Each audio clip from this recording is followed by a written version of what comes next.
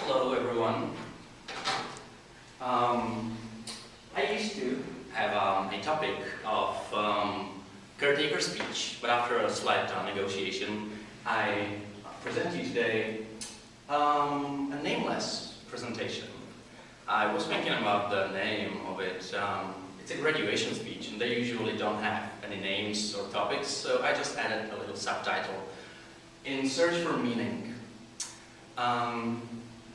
Yes, you're right, it's in search of a meaning of a life. In darker days, I was at this conference. There was this big company selling software sales, and there was this inspirational speaker, an extreme sportsman, and he talked about him climbing a mountain when he got stuck on a ledge and he got some of his limbs frozen off. It was weird. It was not inspirational at all. Some poor guy arriving in the morning to this conference, hoping to learn something about sales techniques, ended up going home worried about his blood flow to his extremities. And if the mountain was supposed to be a metaphor as a symbol of life's challenges, and the loss of limbs a metaphor for sacrifice, the software guys are not going to get it, are they? Because they didn't have an arts degree, do they? So that is kind of like the main reason why I chose this topic. Arts degrees are awesome. They help you find meaning where there is none. And let me assure you, there is none. Searching for meaning is like searching for a rhyme scheme in a cookbook. You won't find it, and it'll bugger up your souffle. If you didn't like that metaphor, you won't like the rest of it. The point being, I'm not an inspirational speaker. I've never lost a limb on a mountain, metaphorically or otherwise, and I'm certainly not here to give you a career advice, because that would be just funny and weird. However, from time to time, I had some people listening to me, and it has given me an inflated sense of self-importance. So I will now bestow upon you 9 life lessons. And beware, there will be lots of hokey similes and obscure aphorisms, so listen up or you'll get lost. Right? Okay, let's go. Okay. Technical difficulties. 1, you don't have to have a dream. People on talent channels always talk about their dreams. Alright, if you have something you've always wanted to do, like in your heart, dreamed of, go for it. After all, it is something to do with your time, chasing a dream, and if it's a big enough one, it will take you most of the time to achieve it. So at the end of the day, when you're staring at the abyss of the meaninglessness of your achievement, you'll be almost dead, so it won't matter. I've never really had this big dream, so I advocate dedication to the pursuit of short-term goals. Be micro-ambitious. Put your head down and try to work on whatever's in front of you. You will never know where you might end up. Just be aware your next worthy pursuit might appear in your periphery. That's why you should be aware about the long-term dreams. If you focus too far in front of you, you won't see the little shiny thing out the corner of your eye. Right? Good. Advice, metaphor, look at me go. 2, don't seek happiness. Happiness is like an orgasm. If you think about it too much, it goes away. I like it. I don't need it.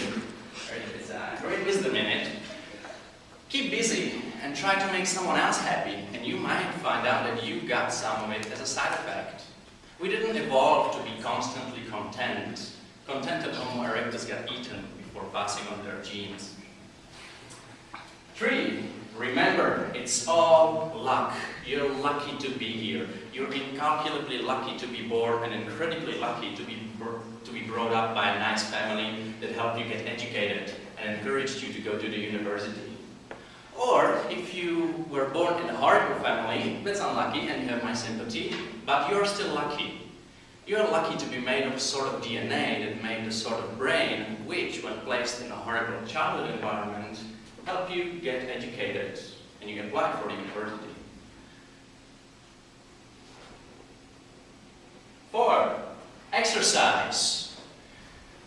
People who exercise it longer, but those extra years are spent at the gym. Some of you might think those people who exercise really don't need to. So those people are right and you are wrong. Well, you're half right, therefore you think you are, but then again, you exercise, therefore you jog, therefore you sleep, therefore you're not overwhelmed by existential angst. Do sport, pump iron, do yoga, dance, whatever, but take care of your body. You're gonna need it. Most of you guys are gonna live nearly 100, and even the poorest of you will achieve the level of wealth the most humans throughout the history could not have dreamed of. And this long, luxurious life is going to make you depressed.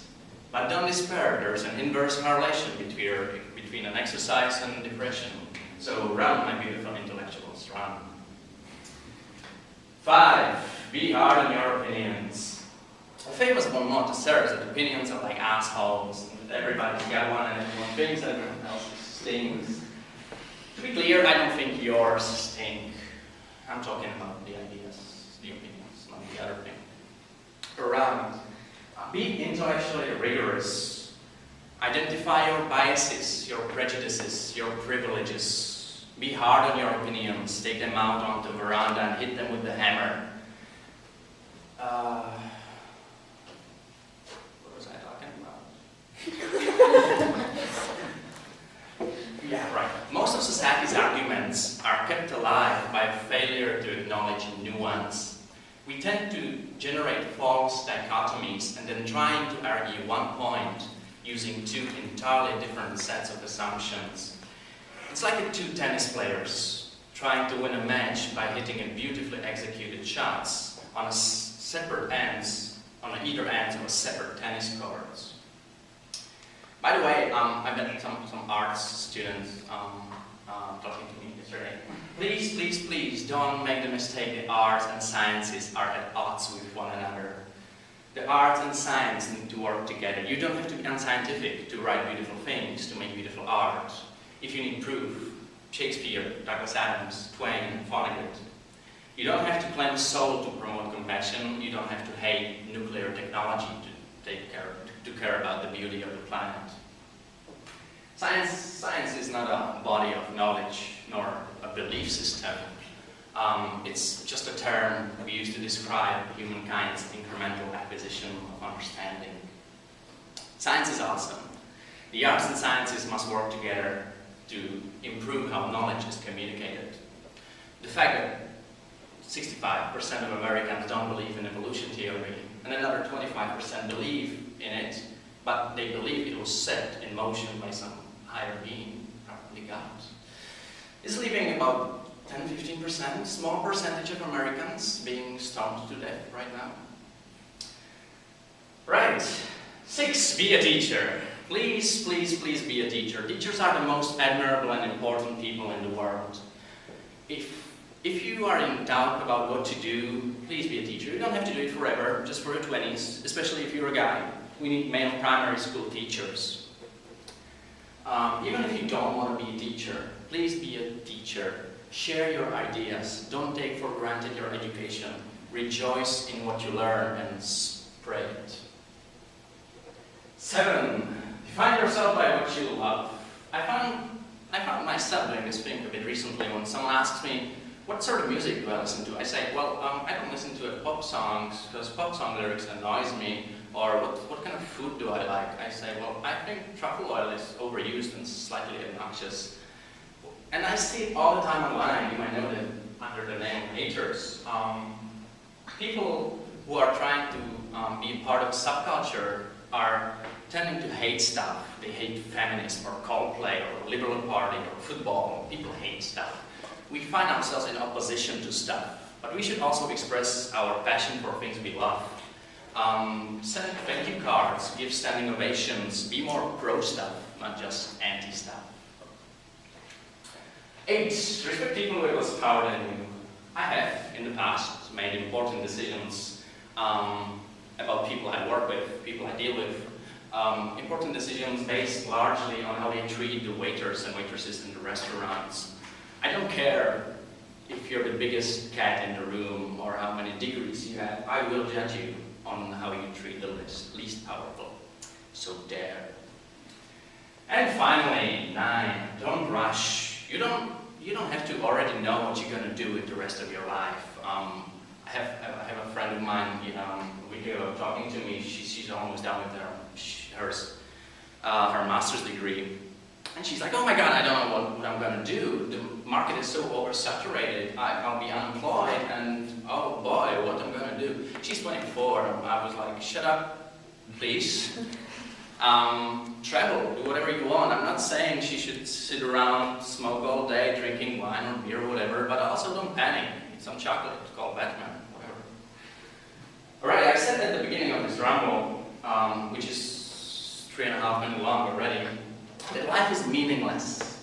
It was not a flippant assertion.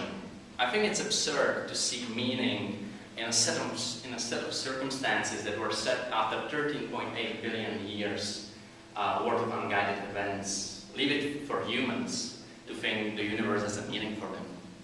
However, I'm no nihilist. I'm not even a cynic. I'm rather romantic. And here's my idea of romance for you. You'll soon be dead. Life will sometimes seem long and tough, and God, it's tiring. And you'll sometimes be happy, and sometimes sad. And then you'll be old, and then you'll be dead. There is only one sensible thing to do with this empty existence, and that is to fill it. Not fill it, fill it. And in my opinion, until I change it, life is best filled by learning as much as you can, about as much as you can, taking pride in whatever you're doing, being enthusiastic, running, having compassion, and then there's pets and kids and travel and sex and mountain climbing and sharing and giving. But you know all that stuff already, don't you? It's an incredibly exciting thing, this one meaningless life of yours. Good luck, and thank you for indulging me.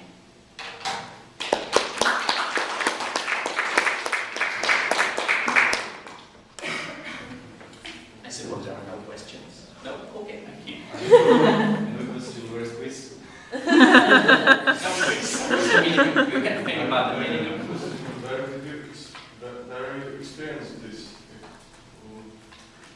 It was basically inspired on speeches, works of dozens of artists, politicians, and stuff like that.